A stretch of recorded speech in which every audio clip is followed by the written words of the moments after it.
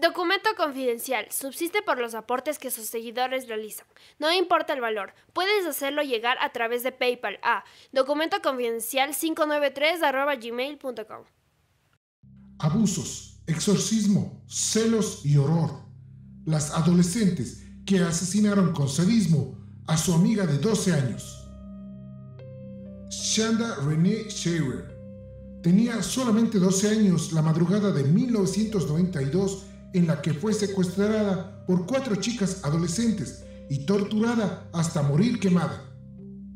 Familias violentas y disfuncionales, relaciones abusivas y mentes perturbadas confluyeron para que la historia de Shanda culmine de la peor manera. Este siniestro crimen dejó claro que ser adolescente no es en absoluto una característica que exima al ser humano de maldad. El caudal de horror que expuso el caso sacudió profundamente a la sociedad norteamericana. Shanda nació en el hospital de Pineville, en Kentucky, el 6 de junio de 1979. Luego del divorcio de sus padres, Steve Sharer y Jacqueline Baud, su madre volvió a casarse y la nueva familia se mudó a Louisville. Las cosas tampoco fueron bien en este matrimonio y Jacqueline se separó una vez más. En junio de 1991 se trasladó con sus hijas a New Albany, Indiana. Aquí, Shanda ingresó al colegio secundario Hazelwood, pero muy poco después sus padres la cambiaron a la escuela católica Nuestra Señora del Perpetuo Socorro para alejarla de una amiga que no les parecía conveniente. Al momento de su asesinato, en enero de 1992, Shanda asistía a otra institución, el colegio St. Paul, donde participaba como animadora de los equipos de voleibol y softball. Era una preadolescente alegre y llena de amigas. Belinda Loveless, nacida en Albany el 28 de octubre de 1975. Melinda no pudo tener un apellido más significativo, Loveless, que en inglés quiere decir sin amor. Era la más chica de las 3 hermanas de un turbulento matrimonio conformado por Marjorie y Larry Loveless. Larry había sido enviado por la Armada de los Estados Unidos a la guerra de Vietnam y había regresado como un héroe, pero en realidad de héroe no tenía nada. Trabajó de manera irregular para la red ferroviaria sureña de su país y en 1972 se convirtió en supervisor de libertad condicional en el departamento de policía de New Albany. Duró poco. A los 8 meses fue despedido luego de que atacara a un hombre negro al que acusó de haber salido con su mujer. Marjorie también trabajaba de manera irregular. Vivían en un barrio de clase media alta y cuando los dos tenían empleo, la familia la pasaba bien. Pero las cosas se iban a pique cuando Larry gastaba de manera compulsiva en autos caros y armas de fuego. En 1980, Larry se declaró en bancarrota. Sus familiares describieron que la situación en ese entonces se volvió caótica y que las chicas Loveless pasaban hambre. En esos años hubo un periodo en el que la pareja se involucró con una iglesia bautista y renunciaron a beber y a las prácticas swinger. Melinda, que tenía 5 años, fue sometida por sus problemas de conducta a un exorcismo que duró 5 horas. Intramuros, todo era bastante traumático. Las promesas de la pareja resultaron vanas. Al poco tiempo, Larry intentó abusar de una mujer y tuvieron que dejar la iglesia. Marjorie y Larry volvieron a su vida de descontrol, lujuria y alcohol. Mantenían un matrimonio abierto. Iban a bares donde Larry simulaba ser médico o dentista y presentaba a Marjorie como su novia. La compartía con compañeros y amigos. Una de esas veces, durante una orgía con otra pareja en su casa, Marjorie intentó suicidarse, algo que repetiría varias veces más durante la infancia de sus hijas, que presenciaban el desmoronamiento familiar sin poder hacer nada. En 1986, luego de que ella no lo dejara ir a su casa con 2 mujeres que había conocido en un bar, Larry le dio una paliza que la mandó al hospital. El ex héroe de Vietnam terminó preso. Las chicas sufrían mucha vergüenza y dolor por las conductas de su padre. En noviembre de 1990, Marjorie sorprendió a Larry espiando a Melinda y a una amiga. Lo atacó con un cuchillo. Él quiso agarrarlo y se cortó la mano. Terminó en el hospital.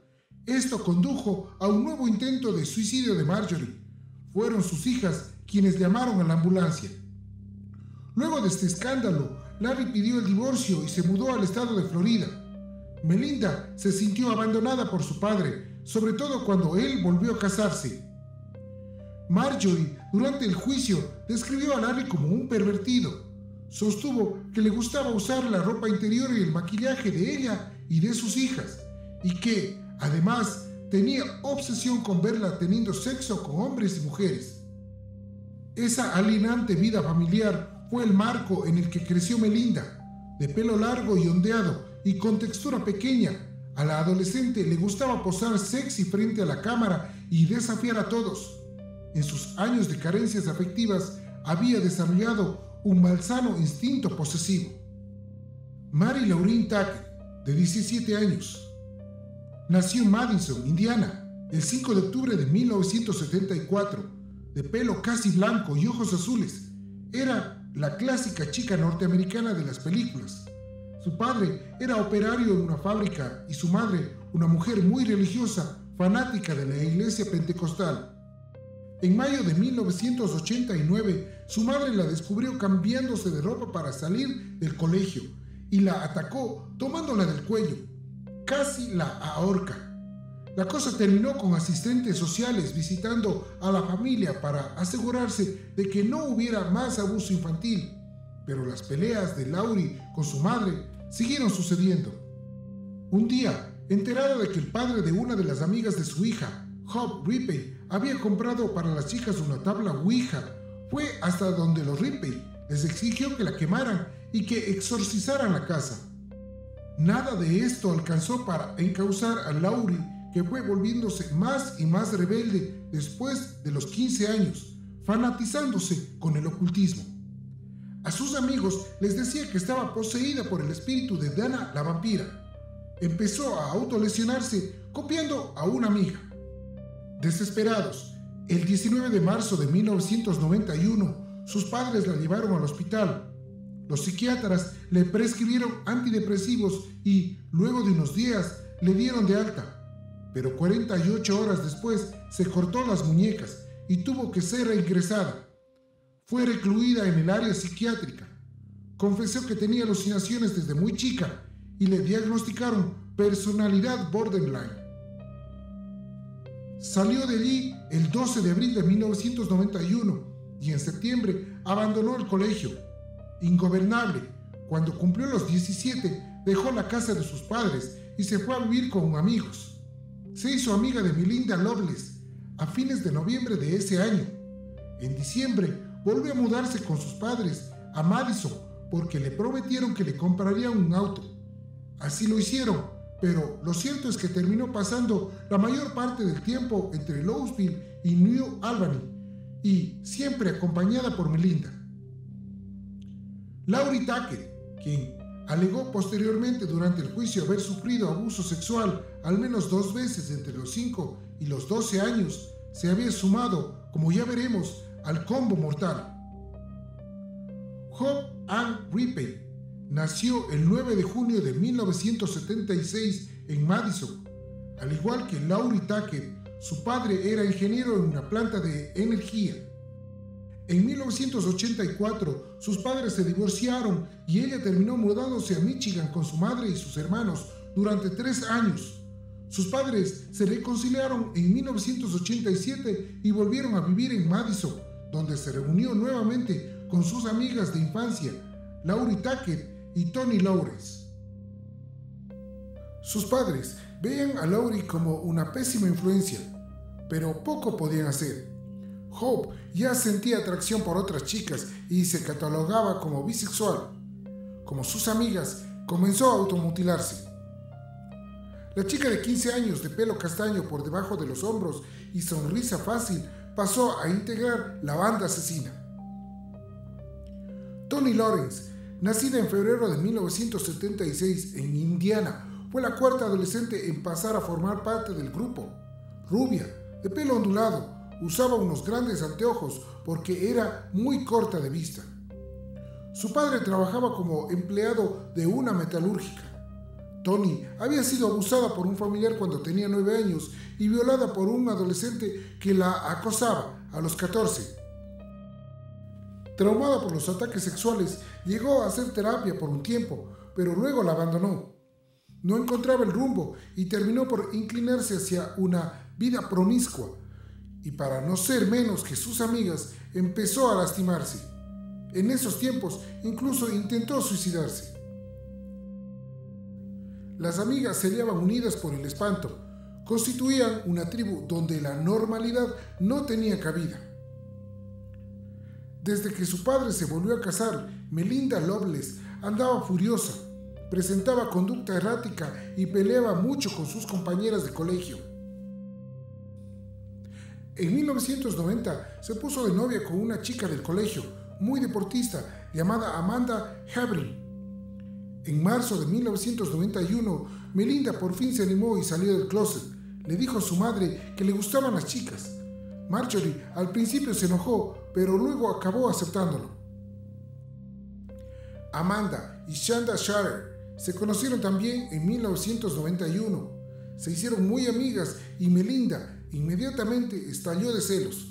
Por eso, cuando su relación con Amanda Hebring empezó a deteriorarse, le echó la culpa a Shanda, esa preadolescente 5 años más pequeña que ella. La odió.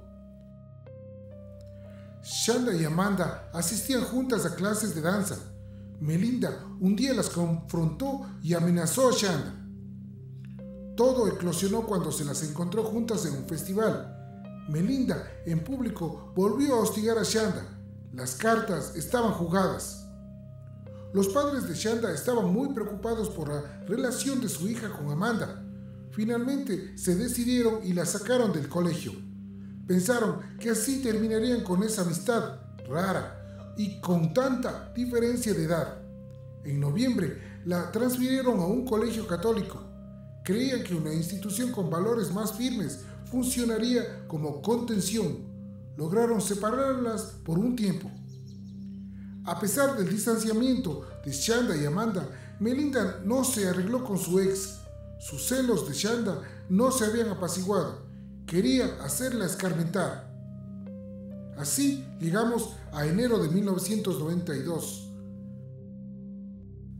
El 10 de enero, Laurie Tackett pasó a buscar a Toni Lawrence y a Hope Ripley en su auto. Ni Hope ni Toni conocían en persona todavía a Melinda Loveless. Si bien las tres sabían de los planes de Melinda para asustar a su rival amorosa Shanda Sharer, tampoco conocían a la víctima. Apenas llegaron a la casa de Melinda, le pidieron ropa prestada. Ella, envalentonada, les mostró un cuchillo y les contó cómo iba a asustar a Shanda. En el camino hacía lo de su enemiga. Volvió a explicarles por qué detestaba a la chica. Era una perra que le había robado a su novia Amanda. Llegaron antes de que anocheciera. El plan era que Hope y Toni tocarían la puerta. Le dirían que iban de parte de Amanda Hebring y la invitarían a ir con ellas a un sitio llamado el Castillo de las Brujas. Lo siguieron al pie de la letra, pero Shanda les respondió que no podía ir. Sus padres estaban despiertos y no la dejaría marcharse. Les sugirió que volvieran después. La banda de las 4 decidió hacer tiempo y se fue hacia la ciudad a un concierto. Hope y Toni no estaban para nada interesadas en la música. Conocieron a 2 chicos y resolvieron volver al parking y, en el auto de Laurie, mantuvieron relaciones con ellos. Finalmente, las 4 emprendieron el camino de regreso a la casa de Shanda. Melinda iba como loca repitiendo que no podía esperar para matarla. Al mismo tiempo, les confesó que encontraba atractiva a Shanda y que tendría sexo con ella. Llegaron poco antes de la 1 de la madrugada del sábado 11 de enero de 1992. Esta vez fueron Laurie y Hope las que bajaron a buscar a Shanda. Tony no quiso hacerlo. Shanda salió con ellas y se subió en la parte trasera del vehículo. Melinda estaba escondida debajo de una manta y en la mano tenía empuñado un cuchillo desafilado. Saltó sobre Shanda y le apoyó el cuchillo en el cuello. Lo que seguiría serían 9 horas de amenazas y brutales torturas. Condujeron el coche con dirección a Utica, Indiana, donde estaba el Castillo de las Brujas, una construcción de piedra destruida en una colina desolada que da sobre el río Ohio. Melinda aprovechó el trayecto para relatarles que, según decía la leyenda, la casa había pertenecido a 9 brujas que la gente del pueblo la había quemado para deshacerse de ellas. Una vez que llegaron al sitio, entre todas ataron a Shanda por las muñecas y los tobillos. La menor lloraba. La oscuridad de la noche se iluminaba, cada tanto por las luces de los autos que pasaban por el camino principal.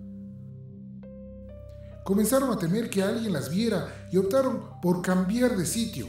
Irían a un lugar más aislado. En el camino pararon para cargar gasolina. Laurie las condujo hasta un basural, en una ruta desolada y rodeada de árboles. Tony y Hope estaban tan asustadas que no querían salir del auto. Melinda y Laurie bajaron con Shanda, la obligaron a desvestirse y luego Melinda comenzó a golpearla con sus puños. Una vez que Shanda estuvo en el suelo, le pegó varias veces en la cara con sus rodillas. El impacto de cada rodillazo hacía que los aparatos fijos que tenía colocados Shanda se incrustaran en sus labios y cortaran su boca. Melinda, enceguecida, sacó su cuchillo e intentó degollarla. La falta de filo hizo imposibles sus intentos. La lastimaba, pero no lo suficiente, y la víctima peleaba por su vida. Fue entonces que Hope salió del auto para ayudarles a mantener a Shanda inmóvil contra el piso. Laurie y Melinda se turnaron entonces para apuñalarla en el pecho y golpearla con un hierro. Le hicieron tajos en las piernas y después le pusieron una soga al cuello. Apretaron con todas sus fuerzas y Shanda cayó desmayada. La subieron al baúl del auto y dijeron a Tony que estaba muerta. Eso creían. Shanda iba sangrante, adolorida, aturdida, pero todavía viva en aquel baúl. Con Shanda aprisionada, fueron hasta la casa de Laurie, donde tomaron algo y se limpiaron la sangre de sus manos y brazos. En eso estaban cuando escucharon gritos que venían de fuera de la casa, más precisamente del auto. Shanda estaba viva y a los alaridos. Laurie salió iracunda con un cuchillo pequeño para vegetales. Abrió el maletero y la apuñaló varias veces más. Volvió 2 minutos después, bañada en sangre. Se metió en la ducha, se limpió y luego tomó sus piedras y runas para leerles el futuro. Un rato después, Laurie y Melinda salieron a dar una vuelta con el auto. Shanda, a pesar de todos los golpes y puñaladas, seguía emitiendo ruidos que sonaban como pequeños quejidos y llantos. Laurie detuvo la marcha y bajó a mirar. Abrió la tapa y Shanda se sentó de golpe, toda cubierta de sangre. Intentó hablar, pero no le salían las palabras. De pronto se le dieron vuelta los ojos hacia atrás. Laurie tomó el mismo hierro con el que le había atacado antes y la comenzó a pegar hasta que Shanda quedó totalmente en silencio. Volvieron a la casa antes del amanecer. Hope y Tony preguntaron qué había pasado y Laurie, riendo a las carcajadas, empezó a contarles la escena de cuando Shanda se había sentado en el baúl. El ruido despertó a la madre de Laurie, que empezó a gritarle a su hija que se callara, que por qué había salido hasta tan tarde y qué hacía con tantas chicas en su casa. Laurie la aplacó diciéndole que las llevaría cada una de regreso a sus casas. Salieron y en una estación de servicio cargaron un poco de gasolina y compraron una Pepsi de 2 litros. Laurie vació la botella gaseosa y la rellenó con gasolina. Siguieron su marcha. Cuando llegaron a un lugar llamado Lennon Road, bajaron el cuerpo de Shanda, quien todavía respiraba, envuelto en una manta. Lo dispusieron en el piso. Laurie le pidió a Hope que la rociara con la botella de combustible y luego prendieron la fogata. Como Melinda Loveless todavía temía que su enemiga siguiera viva, volvió al lugar con más combustible. El cuerpo ardió un poco más. De allí, las 4 se fueron a un McDonald's. Querían desayunar. Eran las 9:30 y no daban más de hambre. Se rieron juntas y se burlaron sobre cómo había quedado el cuerpo de Shanda. Dijeron que parecía una de esas salsas que estaban comiendo. Laurie llevó a Tony y a Hope a sus respectivas casas y volvió a la suya con Melinda, donde limpiaron el auto con una manguera. A las 3 de la tarde alcanzó a Melinda a su vivienda. Melinda, muy excitada con lo que habían hecho, llamó a su ex y le contó que habían matado a Shanda Sharer. Muchas veces le había dicho que pensaba matarla. Amanda aseguraría luego que, en ese momento, no le creyó. Más tarde, ese mismo día, Don y Ralph Foley, 2 hermanos que habían salido a cazar pájaros, notaron algo que despedía humo y un olor especial al costado del camino. Curiosos, bajaron a ver. Era una figura chamuscada. La parte superior estaba casi calcinada. Se veían sus dientes. El cuerpo ennegrecido tenía todos los puños elevados hacia el cielo y las piernas, que todavía conservaban unas medias largas desgarradas, estaban abiertas. Horrorizados, llamaron a la policía. Eran las 10:55. A esa hora, la banda inconcebible y asesina se encontraba cerca, desayunando. Los detectives llegaron y comenzaron a recolectar la evidencia forense. Lo primero que pensaron es que había sido una venta de drogas que había resultado mal. Al mismo tiempo, en la casa de los Sharer cundía la alarma.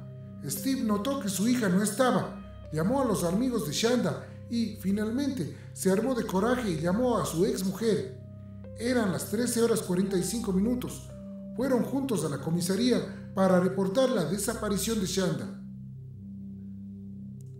Simultáneamente, Melinda y Laurie seguían con la necesidad de impresionar a otros. Llamaron a una amiga, Crystal, y con ella fueron a buscar a Amanda, la exnovia de Melinda. La única que había presenciado todo y que estaba horrorizada era Tony Lawrence. En pocas horas su psiquis colapsó. A las 20 horas de esa tarde terminó yendo con sus padres a la comisaría. Lo contó todo. Dio nombres y edades. Los detectives no podían creer lo que escuchaban. Tenían una chica denunciada como desaparecida, un cuerpo quemado hallado por unos cazadores y una confesión horripilante. 10 horas después de haber hallado los restos carbonizados, la policía tenía resuelto el caso. Los Sharer recibieron la noticia más atroz. Allí, donde nunca pasaba nada, 4 chicas de entre 15 y 17 años habían torturado hasta la muerte a una de 12. No podía ser cierto, pero lo era. El detective Howard Henry se dirigió a la casa de Shanda para conseguir sus fichas dentales y para una correcta identificación de la víctima. Las primeras en ser detenidas al día siguiente fueron Melinda y Laurie. Las primeras fotos policiales de las 4 detenidas impactan, no solo por su juventud, sino porque tanto Melinda como Hope sonríen alegres para la cámara. Podría ser una foto tomada durante unas vacaciones felices. No se la ve así en Laurie Tucker, quien tiene una mirada extraviada enmarcada por su cortísimo pelo dorado revuelto, ni a Tony Lawrence, quien parece ser la única que se percata de la gravedad de lo que ha hecho. Detrás de sus anteojos, sus ojos revelan algo de horror vivido.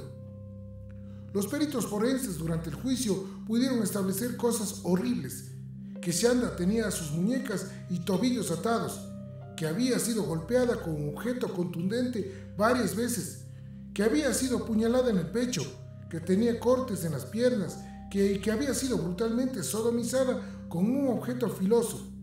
El doctor Nichols estableció que la causa de la muerte fue por quemaduras e inhalación de humo. Shanda había sido quemada viva. Los profesores del colegio secundario se mostraron sorprendidos y dijeron que ni Hope ni Tony tenían problemas de disciplina y que estaban por encima del promedio de los alumnos. Sus compañeros dijeron que solo eran un poco raras y que pasaban mucho tiempo vistiendo ropas negras. El preceptor escolar Larry Cummings sostuvo que Laurie Tucker era una estudiante con buenos valores y que había sido muy religiosa. En fin, cada uno había visto solo un pedazo de la foto, no la imagen completa. Si Larry había abusado o no de sus hijas es algo que no quedó del todo claro. En la corte, durante el juicio por el crimen de Shanda, se dijeron entre otras cosas que había acariciado a la hermana menor de su mujer y que había molestado a las hijas de su primo Teddy, de entre 10 y 14 años. Por supuesto, las defensas de las acusadas lo intentaron todo. La de Melinda alegó que su clienta tenía un retraso mental y que había sufrido incontables abusos en su niñez. Las 4 jóvenes fueron juzgadas como adultos y, para evitar la pena de muerte, aceptaron acuerdos con la fiscalía. Laurie Tucker y Melinda Loveless recibieron un castigo de 60 años de cárcel. Toni Lawrence fue sentenciada a 20 años de cárcel y Hope Ripley recibió una condena a 50 años, que luego fue reducida a 35 años. Toni Lawrence fue la primera en ser liberada en el año 2000. En abril de 2006, Hope recuperó la libertad bajo palabra por su buena conducta. Estuvo bajo supervisión durante 5 años. El 11 de enero de 2018 le otorgaron la libertad condicional a Laurie Tucker y, el 5 de septiembre de 2019, al cerebro de la banda, Melinda Loveless. Le faltaban pocos días para cumplir los 44 años y había estado presa 26. El padre de Melinda, Larry Loveless, fue arrestado en febrero de 1993 y trasladado a Indiana para enfrentar cargos de violación y ataque sexual. Pasó en prisión 2 años esperando su juicio y, finalmente, al caerse varios de los cargos, fue liberado en junio de 1995. En 1998 se suicidó tirándose debajo de un ómnibus escolar. Tenía 52 años. El padre de Shanda murió en 2005, a los 53, como consecuencia del alcoholismo en el que había caído luego de la violenta muerte de su hija. Fue enterrado al lado de Shanda. Jacqueline Baugh, la madre de la víctima, dijo en un reportaje por televisión que su ex marido estaba tan destruido por el asesinato de Shanda que hizo todo lo posible por morirse. Jacqueline, en los años siguientes, se enfrentó a Amanda Havrin, a quien considera tan culpable como a las otras 4 chicas por la muerte de Shanda. Al fin de cuentas, dice, fue por los celos que ella despertó que terminó siendo asesinada. Alega también que Amanda mantenía relaciones sexuales con Shanda, quien era menor de edad. Para la ley, remarca Jacqueline, eso es abuso deshonesto. Además, asegura que Amanda sabía que Melinda quería matar a Shanda y no hizo nada por impedirlo. Curiosamente, en 2012, la madre de Shanda le donó a Melinda Loveless un perro llamado Ángel, en nombre de su hija, y la autorizó para que trabajara en entrenamiento de mascotas que ayudan a gente con capacidades diferentes. A quienes le criticaron por su decisión les explicó, es mi decisión de hacerlo, Shanda es mi hija, yo sé lo que mi hija hubiese querido que haga y es exactamente lo que llevé a cabo. Si no dejas que algunas cosas buenas salgan de las cosas malas, nada mejorará. Jacqueline había encontrado la manera de soportar su martirio.